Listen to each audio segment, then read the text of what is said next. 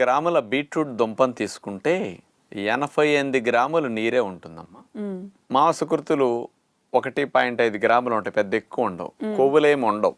ఇందులో ముఖ్యంగా 4 గ్రాములు పీచులు ఉంటాయి. ఈ దుంపలో శక్తి అనేది 100 గ్రాములు తీసుకున్నప్పుడు 43 క్యాలరీల శక్తి ఉంటుంది. ఇప్పుడు 100 గ్రాముల బంగాళదుంపలు తీసుకుంటే 97 క్యాలరీల శక్తి. అంటే బీట్రూట్ కంటే డబల్ శక్తి, ఎక్కువ పిండి పదార్థాలు ఉంటాయి. చామగడ్డలు కూడా 97 శక్తి, చిలగడ దుంపలు 120 శక్తి. అంటే ఇవన్నీ ఎక్కువగా వాడవలసిన దుంపలు కాదు, తినేటప్పుడు తక్కువ తినాలి. అంటే ముఖ్యంగా బంగాళదుంప, చామగడ్డలు, చిలగడ దుంపలు.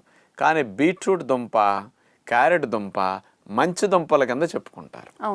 అంచేత వీటిని ప్రతినిత్యం వాడుకోదగ్గ దుంపలుగా చెప్పుకోవచ్చు. తక్కువ శక్తి, ఎక్కువ పోషకాలు, ఎక్కువ లవణాలు ఇందులో ఉంటాయి అన్నమాట. కాబట్టి బీట్రూట్ని అటు రసాల రూపంలో, సలాడ్స్